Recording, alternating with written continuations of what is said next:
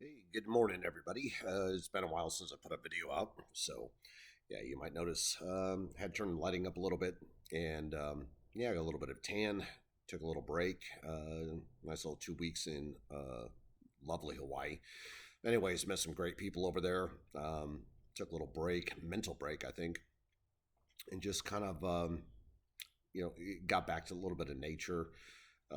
Got to appreciate all the wonderful things that God has provided as just a backdrop and portrait to life is just amazing. Um, but anyways, as I haven't put out a video in a while. Certainly, a lot of things going on in the world still. So I think this message in the bottle is just for everyone, because at this point, I hope people that are watching think about all the things that are going on, think about all the things that they're being told on media. And I've had friends, well, one friend in particular. So Jeff, Jeff asks me all the time, why don't I share my thoughts on financial? Because I don't give out financial advice. I do share with some friends as to what I see, because I have a great friend, Jay, who has been teaching me charts and analysis, and it's amazing how the system is actually, I won't say rigged, but maybe it is rigged, how it works financially, right? And you can see not just direction. I mean, everybody knows the markets are going down, and then they, go up a little bit and then they go down a little bit, but there's a whole rationale behind it and things that I'm not the person to share all that with you. But what I can tell you is what I have learned over the last 3 to 4 months, and I look at things, and I've shared with friends is, even since January, was, I've been saying it forever: protect yourselves financially for what is coming. A lot of people don't think that the elites, and these are world renowned, these are world people. These aren't just people in the United States. These are world elites. These are the people with the money, right? Um, you know, a lot of people, 2 3 years ago, thought I was crazy when I started researching, and you hear things like the Great Reset, and people had never heard about it. They don't even know what the Great Reset is. They don't know what an ESG score is. Um, they don't know what the IMF is. A lot of people don't know who the BIS is. Um, and these are all the powers that control money. So we have the Federal Reserve here in the United States, which is not part of the U.S. government. It's a private institution, owned by banks.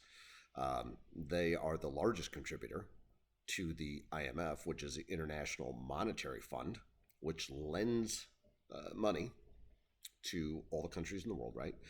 And then above that, which people don't realize, is the BIS, or not. Most people don't realize BIS. So the BIS is the Bank of International Settlements. All right. So this is how the money is controlled throughout the world. This is what is having an effect on all of our lives everywhere in the world right now. This has nothing to do with whether or not the United States is friends with Europe or Russia is friends with China or India. People. I would really really hope that most people just do some research and look up at what they're doing. Look at what the World Economic Forum has. If you don't believe me, look it up on the internet. That's the best way to do it, right? Do your own research. Their goal, the elites, is you'll own nothing and you'll be happy. Now imagine that. You'll own nothing, you'll be happy. In other words, you will rent pretty much, well, you will rent everything you need, right, to live. So whether it's rent housing, rent a car, rent anything, you won't have the ability to buy because they will own, they will control. So, and I know this may sound conspiracy, right? And some people may think so, but I would say do your own research and understand what is going on. The IMF, if you do enough research on this, they don't lend in dollars, US dollars. They lend in US dollar equivalent as they report to everybody else, right? So, say Sri Lanka, right? They went bankrupt. had their own currency, um, listen to the ESG stuff and the go green and stop using fertilizers and everything else. Here's a prosperous country, and they were actually exporters of food. They listened to this go green thing and don't use energy. Don't use your energy up. Don't use fertilizer. Don't do all this. Well, guess what? The crops failed. So instead of being an exporter of food, they became an importer of food and energy on top of it, right? So what ended up happening? They ran out of money.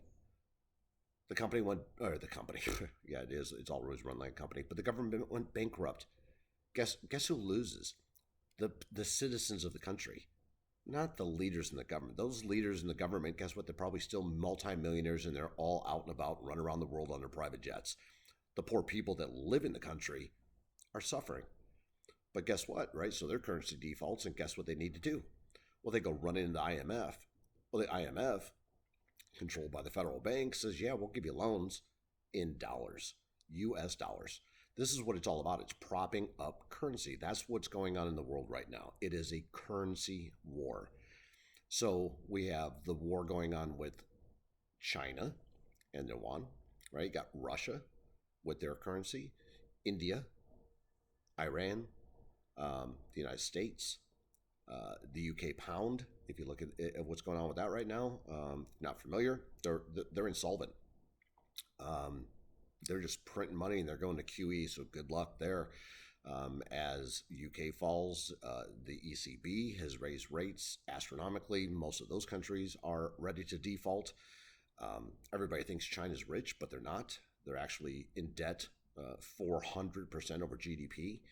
Um, people, as I did research and I found out, so I thought this would be really interesting. Here in the United States, if I want to go build a house, brand new, ground up, I would go get a loan from the bank and get that approval, and the construction loan would begin. And at certain stages, they would release money as the house was built. And I wouldn't be making payments on that until the house was built, of course. And then I would, because the bank would own it until I own it. And then once I own it, then I start making payments on it. And that's how it works, right? So in China, it's not that way. So in China, you say, hey, I want this apartment or I want this house, whatever. And the bank says, okay. And they say, yeah. So as soon as they approve you, you start paying before it's even built. So what ended up happening was, for the last 5 to 7 years, the people in China, all these people that were convinced, hey, we're going to have all this great stuff for you, took out these loans, worked hard, right, making payments. And all of a sudden, the builders are now out of business. They're bankrupt. They don't have any money, and they never built the houses. So now all the people are coming into the cities. So when everybody talks about this COVID zero lockdown thing in China, has nothing to do with COVID. What it is the Chinese government controlling their people, right? So all of a sudden, they started to cross territories, tried to cross regions, because they were going to make a run on the banks. The banks don't have the money. The housing market actually doesn't exist that they've been paying on. And what can China do to control their people? Give them propaganda. So you give them COVID, right? So all of a sudden, all their little phones go off and their little beeps go off, and all of a sudden they're now allowed to enter the cities because of the rationale of COVID, zero policy, right? But really, it's to prevent the run on the banks. So this is all about currency.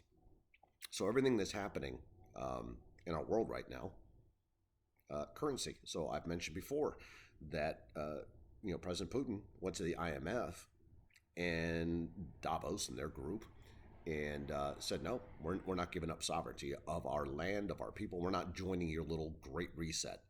And 6 months later, what do we have? We have a war in Ukraine. So this is not East-West. This is currency control. So what happens after that? As soon as it starts, all the countries on the West get together and kick Russia out of what they call the SWIFT program, which is controlled by the BIS. This is the Bank of International Settlements. What does the U.S. government do? Seize $680 billion from Russia. $680 billion. So they had savings. They weren't actually dead. They had money. So, and then all of a sudden, the money was taken and confiscated. What does that sound like? Remember up in Canada when the truckers had their peaceful protest, by the way. I didn't donate, thank God, right? Because if I would have donated so much as $50, the Canadian government would have frozen my bank account in the United States, I mean, that's insane, right? Because I wanted to support a cause. But that's the society we are living in. So this isn't just happening in one place. This is happening all around the world. This is all a currency war, which it's coming to fruition. And as you see, so the Fed now has two choices for the United States, and in order to protect their currency, and which is their power in the world, they have to prop up the dollar, right? So you can prop up the dollar, but if you do that, you're going to crash the markets. So the Fed Reserve Bank has a choice. They chose the currency, not the markets. It's that simple. That's why the markets are crashing. There's nothing else really to it. When people sit there and do your own research, this is how the game and the system is played. Now, will we all make it through? Sure, we'll make it through eventually. Is it going to be rough? Sure is. I hope people have planned, and I'm not talking about preppers and all that kind of stuff. Is how bad do things get? I don't know, but they're in the United States. I don't think we're an experiment. We're a country with a constitution and a government and all this stuff. But so I hate when people say we're the great experiment. We're not an experiment. We're a nation. But it wasn't designed in the beginning to have a middle class. There was no middle class around the world. There's always been the ruling class, and then there's been the paupers, basically, right? So if you're not part of the ruling class, then all of a sudden you're the person that rents. You want your land, you rent your land from the person that owns it. That's it. You don't get to buy it. You get to rent it. So the rich always stay rich and the poor always stay poor. That's how it works. In the United States, middle class has developed. Capitalism, they called it, right? Which is spread around the world and created a middle class. Well, guess what? They don't like the middle class. And so the elite want the elite, and the rest of us need to be paupers. That's how it needs to work in order for them to have what they want in their little happy little world for whatever, if that makes sense to anybody. It doesn't make sense to me. I feel so bad for so many people, including myself and my family. When you worked your whole entire life and you put into your savings and you expect that you're going to be able to retire because you did all the right things, you pay your you work hard, you pay your taxes, you save, you do all the right things, and then the game, when you finally figure out the game, and you start figuring out that the giant game is they're taking your money, my money, everybody's money. Because they created this fiat currency that doesn't even have value anymore, and they know it doesn't have value. There's only two currencies in the world that still exist that are used, and one is UK pound, the other one is American dollar. UK pound is done. Do your research. They're wiped out. Matter of fact, they're going to keep printing even more money now because they're insolvent in order to even pay their pensions and their security plans for their people. I mean, it's bad. The United States is no better off.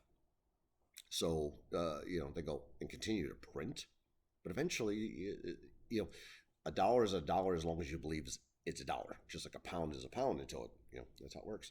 Fiat currency, if you read and research, a fiat currency is meant to last 50 years. That's the lifespan. That's the average lifespan of fiat currency. And the reason behind that is, so if you think about the Fed has a mandate, and the mandate is to always hold inflation at 2% or lower. That was their mandate, right? Well, if you take 2% inflation rate, which means you're devaluing your currency by 2%, your purchasing power, right? So 2 times 50 is 100. In 1971, we went off the gold standard. So all of a sudden, we didn't have gold to back up our dollars. So now we go to a fiat currency. So after 50 years, they've devalued the currency by 100%. So 1971 to 2021. What happened in 2021? Economy imploded. And we're now living. So what the next step to that is you have inflation, and then you have hyperinflation. And then after hyperinflation, then to the end of the currency is the death spiral. which is unfortunately a part of where we're at right now is hyperinflation. Um, so when they put out a number that say, inflation is at 8%, well, they're not including food and gas. I mean, think about the two biggest things that you consume, right? You need food and you need energy. Those two things they're not even calculating that in there. So when you really think about it, we're so much higher. The interest rates, they say, they're trying to raise interest rates in order to take away from inflation, but that's not what they're doing. The raising interest rates, it's not just on the United States, banks. This is around the world, the IMF. So, in other words, as interest rates go up on any debt, you no longer can afford to pay that debt, and you go bankrupt. What do you think is going to happen all through Europe? That's the idea. What do you think is going to happen to so many people here in the United States? This is the way that if a bank like we did in 2007, 2008, right? So everybody gave, so the U.S. government went and said, oh, we have to save the banks, and we went and borrowed money and gave it to the banks, $1 trillion. Those banks never made the loans, right? So that's why nobody got penalized in the banking system, right? There was mortgage companies, and you had people that owned mortgage companies, right? And they wrote the contracts out, and they did not do their due diligence. They weren't encouraged to, right? So they wrote all these contracts. People, have all these houses they shouldn't have been able to afford. Then they took and bundled up, say I sold 100 houses today. Didn't check or verify what was supposed to be done. I then go to Bank of America and I say, hey, guess what? I got 100 contracts on all these houses. You want to buy them? And they say, yeah, it's almost like buying bad debt, right? So when a credit card company was write your debt off, they just sell that debt for pennies on the dollar to somebody else. And then they're the ones that, you get the credit people calling you 20,000 times a day saying, I want my $5. But anyway, so the same thing with mortgages. So mortgages were written by these little small mortgage companies, sold to the bank at a discounted rate. So now there's a discount already, right? So now the bank is now collecting money on the mortgage because they own the contract, right? But in the end, when everything collapsed, the banks didn't get held responsible because they're not the one that wrote the contract. So by law, they were not responsible for what the contract writers did. Guess who ended up owning all of the property and land that was defaulted on? The banks. So if the banks owned all the land and all the property, and we gave them trillions of dollars, it wasn't just $1 trillion, it was trillions to bail them out, and yet they still kept the property and land and then resold it all. Where'd all the money go? Like, this is how crazy our system is. So, again, not financial advice. I always say to all my friends and family, make a plan to protect yourself.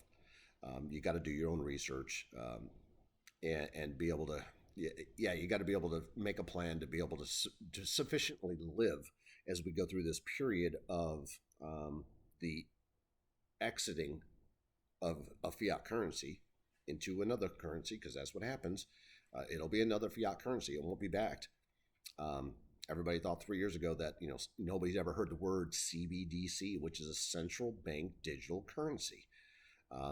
China is a leading government in it. Russia's playing in it. It's a great way of surveillance.